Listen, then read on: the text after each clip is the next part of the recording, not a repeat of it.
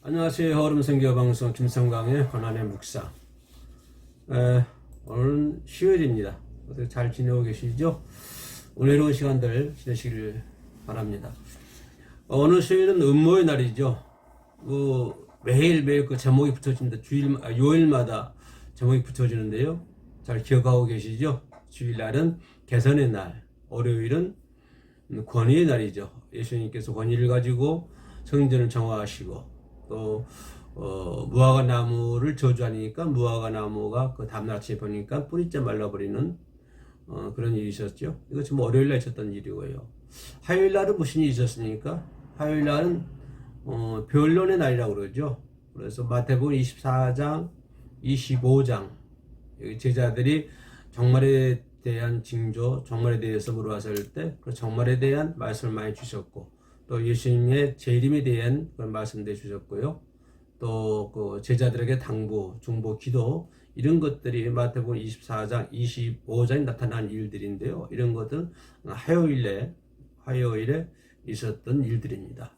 자, 오늘은 수요일 음모 날인데요. 이제 예수님께서 목요일 저녁에 잡히시지 않습니까? 그리고 금요일날 십자가 체행을 하는데요. 이제 그날이 점점 다가오고 있습니다. 아무튼 수요일은 음모의 날인데, 음모의 날이라고 하는 것은 그 제사장, 서기관, 바리새인들 이런 분들이 그 예수님을 죽이려고 하는 그런 음모를 꾸미기 시작하는 그런 날이 되겠습니다.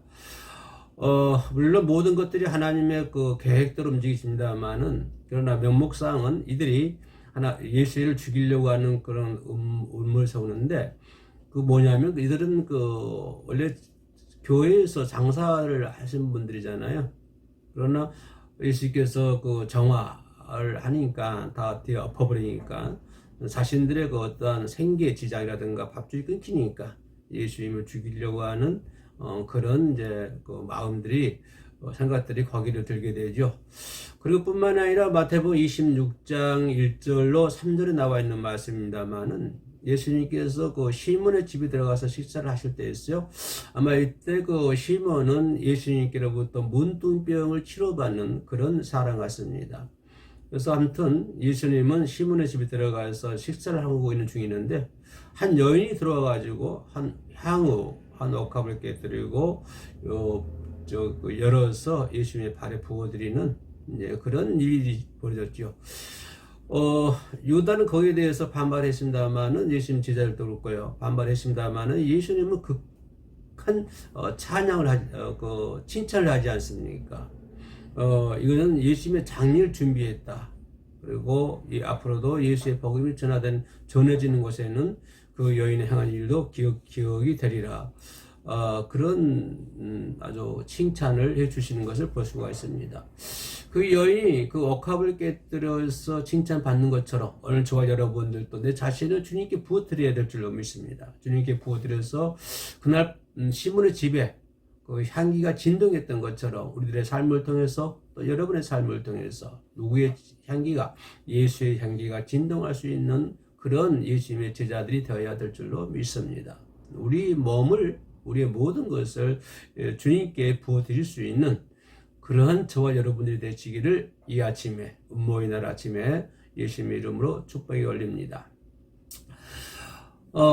아무튼 이 시몬이라고 하는 사람은 주님으로부터 문둥병을 고침받는 사람이죠. 마태복음 26장 6절에 나와 있는 일이고요. 때는 마태복음 26장 1절 5절 전에 있었던 일이니까요. 그죠? 있었던 일이니까 앞선 6월절 6일 전이고요. 요한복음 12장 1절에 보면요, 모든 제자들이 세 차례 예수님께서 자신의 죽음과 자신의 부활에 대해서 예언을 하셨음에도 불구하고 전혀 예수님의 제자들은 거기를 눈치채지 못했고요. 또 예수님의 그런 말씀을 믿으려고 하지도 않았습니다.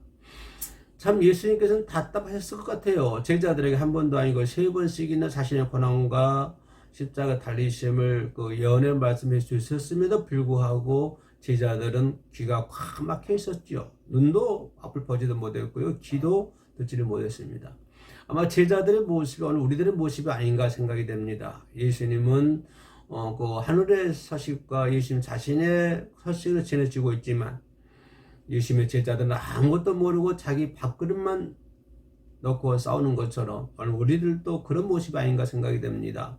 하늘의 일들은 전혀 생각지 않고 그러나 이 세상 일에만 몰두하며 살아가는 모습들이 오늘 저와 여러분의 모습이 아닌가 그렇게 생각도 해봅니다. 이때 제자들은 예수님께서 그러한 예언의 말씀에도 불구하고 제자들은 전혀 반응이 없었지만 그를 믿지 않으려겠지만 이때 한 여인 마리아가 여인의 값이 300데나리온이라고 합니다. 그 향유 값이요. 300데나리온이라면은 그때 노동자 일당이 1데나리온. 1데나리온이니까 한 달 월급입니다. 한 달 월급. 상당히 비싼 거죠. 한 달 월급이나 되는 아주 비싼 억합을 가지고 와서 식사 중인 예수님의 머리에 그 향유를 부었다라고 마태복음 26장 7절에서 말씀을 해주고 있습니다. 이런 과정을 봤을 때 여러분 어떤 반응이 나타나겠습니까? 그날 시몬의 집에 예수님과 함께 여러분이 식사하고 있었다고 합시다. 그런데 마리아 하는 여인이 가지고 들어와서 비싼 향유를 예수님 머리에 부었습니다. 아마 그 방에는 향유가 진동했었겠죠. 또 많은 사람들이 그 방에 있었겠죠. 또 방뿐만 아니라 그 집 주변에는 아마 예수님을 보기 위한 또 많은 사람들이 몰려 있었을 것입니다. 이건 내 생각입니다만은 그렇다고 한다면 그 상황 속에서 여러분이 계신다고 한다면 여러분은 어떤 반응이 있었겠습니까? 여인이 와가지고 예수님의 머리 향유를 부은다. 그 향유는 한 달 월급 정도 된 상당히 비싼 향유다. 만약 내가 그 자리에 있었다고 한다면 아마 나도 그 제자들처럼 분개하지 않았을까 그런 생각이 듭니다. 특히 요즘처럼 코로나19 때문에 많은 사람들이 힘들어하고 있을 때 그죠? 야, 그 돈 가지면 전 어려운 사람들에게 이렇게 주면 더 효과적이지 않느냐, 더 낫지 않겠느냐. 솔직히 내 마음 다 비우고요. 진정한 마음이 그런 마음이 있다고 합시다. 그런 광경을 바라보고 있던 제자들은 분개하면서 이것을 팔아 가난한 자들을 구제하는 것이 선하지 않겠느냐라고 책망을 합니다. 이것을 팔아가지고 가난한 사람들에게 구제하는 것이 선한 일이 아니냐. 아주 듣기는 참 좋지 않습니까? 그래서 그 제자들이 여인을 책망하지만 예수님은 한마디로 거절해. 너희들이 왜 이 여인을 괴롭히느냐. 아버지께서 정하신 나의 때가 가까웠다. 지금 아버지께서 정하신 나의 때가 가까웠다고 하는 예수님의 이런 말씀을 그 제자들이 이해할 수 있었을까요? 조금 전에 예수님께서 자기가 고난받으시고 십자가에 죽는다는 사실 3번 쓰기나 예언했음에도 불구하고 제자들은 이를 믿지 않았다고 그랬습니다. 시몬의 집에서 예수님께서 아버지께서 정하신 나의 때가 가까웠다고 말씀했음에도 불구하고 아마 제자들은 그런 예수님의 말씀이 무슨 말씀인지를 알지 못했을 것입니다.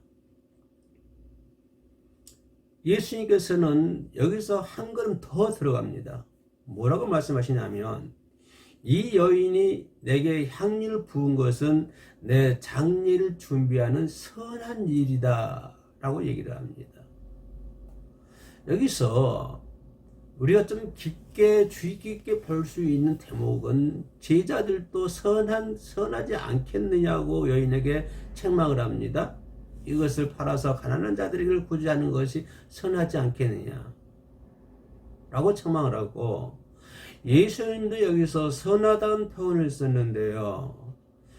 그것은 뭐냐면 내 장례를 준비하는 선한 일이다 라고 얘기를 합니다.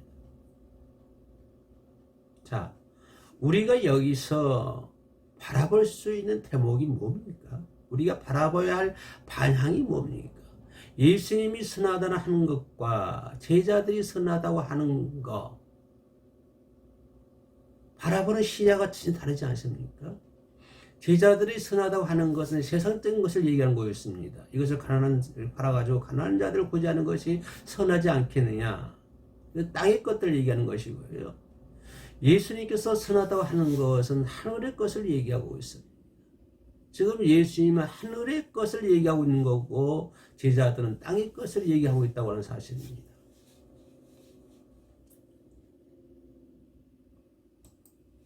그런 제자들의 모습이 오늘 우리들의 모습이 아닙니까? 그러면서 예수님께서는 말씀하시기를 복음이 전하여지는 곳에는 어디서나 이 여인의 선한 행동도 전하여주고 그리고 신자들이 기억될 것이다 라고 마태복음 26장 8절로 13절에서 기록을 해주고 있습니다. 한편 사도 요한은 이 가룟 유다에게 대해서 좀 이게 말씀했는데요. 이 가룟 유다가 여인을 책망한 것은 사도 요한의 말입니다. 요한복음 12장 5절과 6절에 나와 있는 말씀인데요. 사도 요한은 이 가룟 유다가 이 여인을 책망한 것은 가난한 이웃에 대한 사랑 때문이 아니다라고 했습니다. 가룟 유다가 이 여인을 책망한 것은 가난한 이웃을 사랑했기 때문에 한 말이 아니다라고 하는 거예요. 그는 돈을 사랑하는 도적이기 때문에 그랬다 이 말이에요. 참 비참한 모습 아닙니까? 진정으로 가난한 사람들을 사랑해서 하는 말이었으면 그나마 우리는 좀 위로가 되겠는데요. 그것도 아니고 가룟 유다가 이 여인을 책망한 것은 그런 마음도 아니고 오직 돈을 사랑하는 도적이기 때문에 그런 말을 했다 이 말입니다.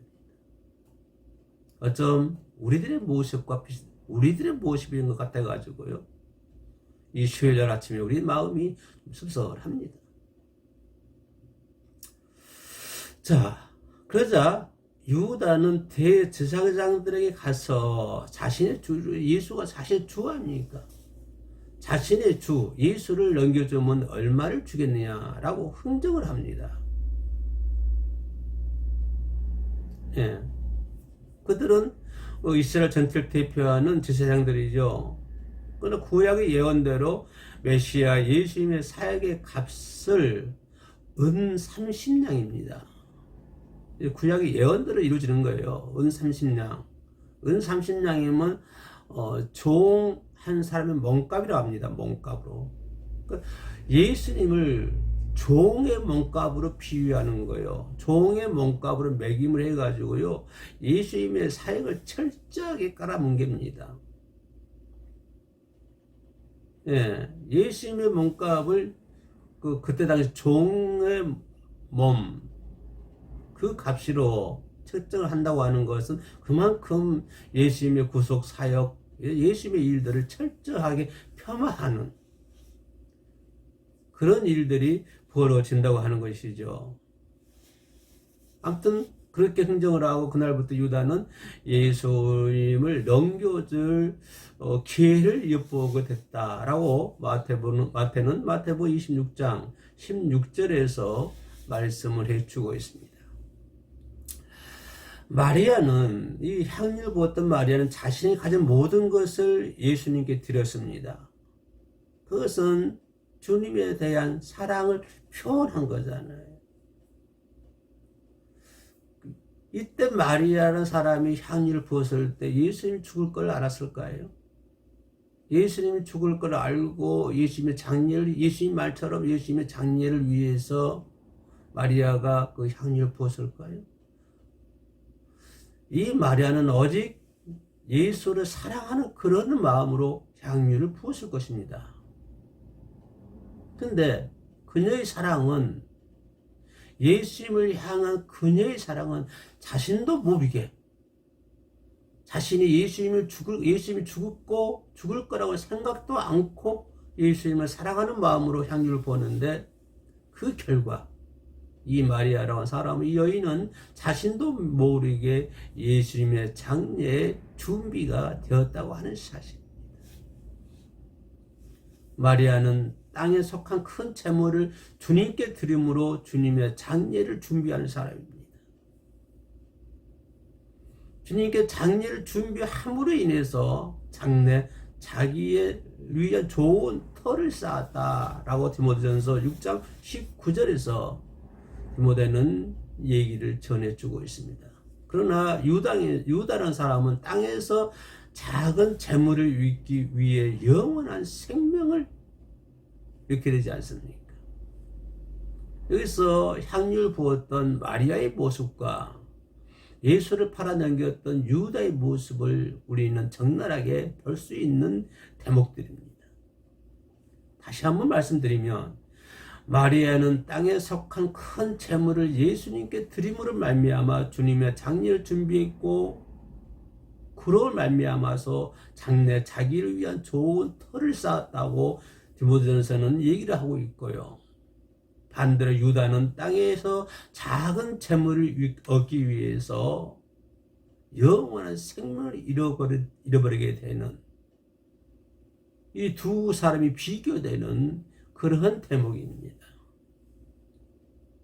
오늘 이 방송을 시청하고 있는 저와 여러분들은 바로 이 마리아, 이 여인과 같은 삶을 살아야 될 줄로 믿습니다. 그렇게 일찍이 예수님께서는 하신 말씀이 한 사람이 두 주인을 섬길 수 없다라고 마태복음 6장 24절에서 제자들에게 경고의 말씀을 주고 있습니다. 한 사람이 두 주인을 섬길 수 없다.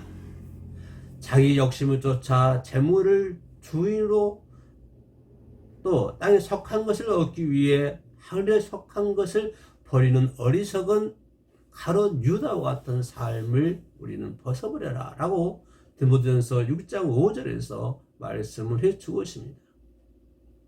성령님을 쫓아 하늘을 주인으로 하늘에 속한 영원한 것을 얻기 위해서 땅에 속한 것들을 분토와 같이 버리는 마리아나 사도 바울 같은 삶을 우리는 회복해야 될 줄로 믿습니다. 지금 온 세상이 코로나19 때문에 질병의 두려움 속에서 살고 있습니다. 유럽에서는 시신들을 미처 처리하지 못해 길거리에 시신들이 쌓인다고 그럽니다. 이럴 때일수록 우리는 영원한 것을 얻기 위해서 땅에 속한 것들을 분토와 같이 버릴 수 있는 마리아와 같은 삶, 그리고 사도 바울과 같은 삶을 우리가 회복해야 될 줄로 믿습니다. 이 말씀은 제 말씀이 아니고 빌립보서 3장 7절과 11절에 나오는 말씀입니다. 시간이 좀 지나갑니다만은 수요일에는 예수님께서 하신 일들이 많아서 두 번째로 들어가겠습니다. 예수님을 죽이기 위한 음모가 나와 있는데 이 사건은 공간복음에 나와 있습니다. 마태, 마가, 누가 복음에 나와 있는 요절들이고요. 요한복음에 나와 있지 않습니다. 자, 6월절의 영적인 의미는 뭡니까? 예수님께서는 자신의 순환과 죽음을 이미 여러 번 예고하셨는데도 좀 더 구체적으로 십자가 죽음 사건이 6월절 기간 중에 발생하실 것이라고 마태복음 26장 2절 말씀에 기록이 되어 있습니다. 이것은 예수님의 죽음과 6월절을 연결시키는 것이죠. 그래서 예수님 자신을 6월절 희생양으로 상징화하신 것입니다. 6월절 사건을 통해 바로 왕의 압제 아래에서 고통받고 신음받은 이스라엘 백성들을 구원하셔서 자유케 하셨던 하나님께서 이제 독생자 예수 그리스도의 죽음을 통해서 새로운 치료법이 생기는 것이고요. 다시 말하면 새로운 구원의 때를 열어가시는 것입니다. 누가 그렇습니까? 지금 하나님이 그 일을 하고 계시는 것이에요. 예수님께서 6월절에 양이 된다고 하는 것은 곧 최후의 6월절 양이 된다는 것을 뜻한 것입니다. 다시는 6월절 양이 없습니다. 예수 그리스도로 말미암아서 이제 6월절 희생 양은 마지막이에요. 그 구약의 유월절과 신약의 십자가 사건, 십자가 신약의 성찬식으로 연결된다고 하는 것입니다. 마태복음 26장 26절과 29절에 나와 있는 말씀. 우리는 이제 더 이상 속죄 제물 양이 필요 없게 되었습니다. 예수님의 보혈의 믿음으로써 이제는 저와 여러분들은 죽음의 권세로부터 자유가 된 줄로 믿습니다. 마태복음 26장 1절과 5절에서 내용은 주님의 죽으심에 대한 네 번째 예고를 합니다. 제가 조금 전 세 번째까지 했다고 그랬잖아요. 네 번째 예고를 합니다. 자, 이틀이 지나면 6월절이라. 이틀이 지나면 6월절이라. 지금 수요일입니다. 예수님은 자신의 공생애가 지상에서 마지막 임박했음을 알리되 이제 이틀이 지나면 6월절이라고 하는 것을 상기시키고 있습니다. 구약의 6월절과 신약의 6월절, 신약의 예수님의 십자가 사건, 신약의 예수님의 성만찬 사건, 이것과 연관시킨다고 하는 것이에요. 6월절을 지금 상기시킨다고 하는 것이에요. 다시 말씀드리면 자신은 이제 6월절의 마지막 양이 된다고 하는 사실입니다. 6월절에 뭡니까? 이스라엘 백성이 400년 노예에서 출애굽 마지막 날 밤에 노예에서 벗어나게 되는 증거로 양의 피를 문설주에 바르고 해방되는 날을 기념하여 유대인들이 지켜온 가장 큰 절기 아닙니까? 이것은 출애굽기 12장에 나와 있는 말씀이에요. 마태복음에서도 인자가 십자가에 못 박히기 위하여 팔리리라 하신 말씀으로 유다가 회개할 수 있는 기회를 주신 것이지만 그러나 유다는 한 번 정해진 마음을 바꾸지를 못합니다.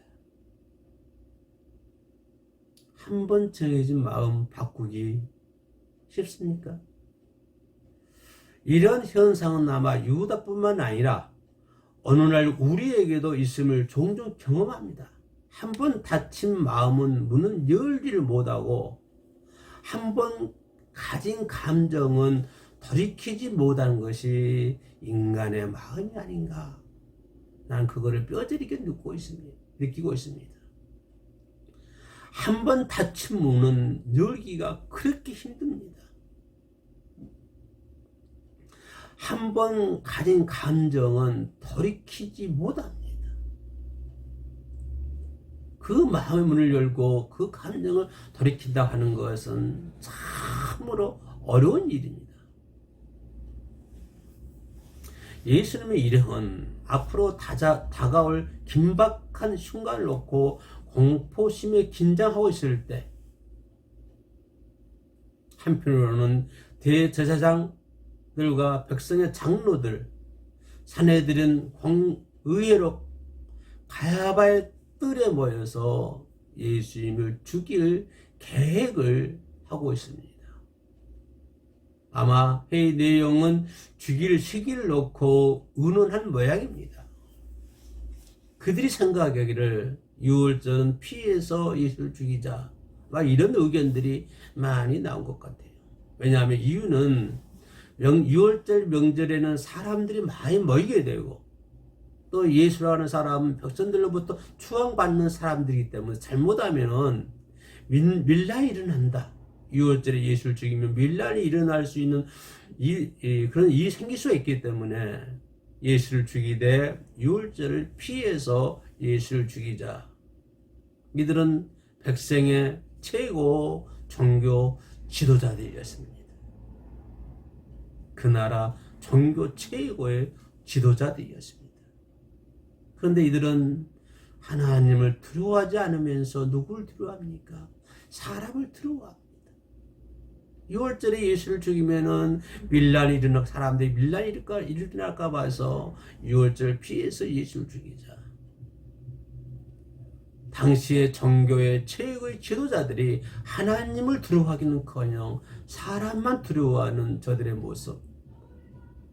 오늘 우리들의 모습과 똑같지 않습니까? 얼마나 어처구니 없는 일입니까?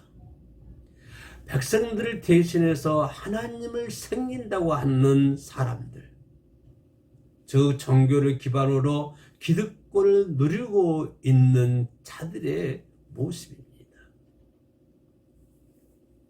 이들이 결국 하나님이 보내신 자 예수 그리스도를 죽이는 자들이 되어 스스로 지옥의 영벌에 처하게 되는 주인공들이 아닙니까? 15일 음모의 날, 한편으로는 예수 그리스도의 장례를 치르는 한 여인의 아름다운 모습이 있었는가 하며 휴일 날의 말입니다. 또 한편으로는 정말로 비참한 또 어처구니 없는 그런 일들이 또 한쪽에서는 일어나지 않습니까?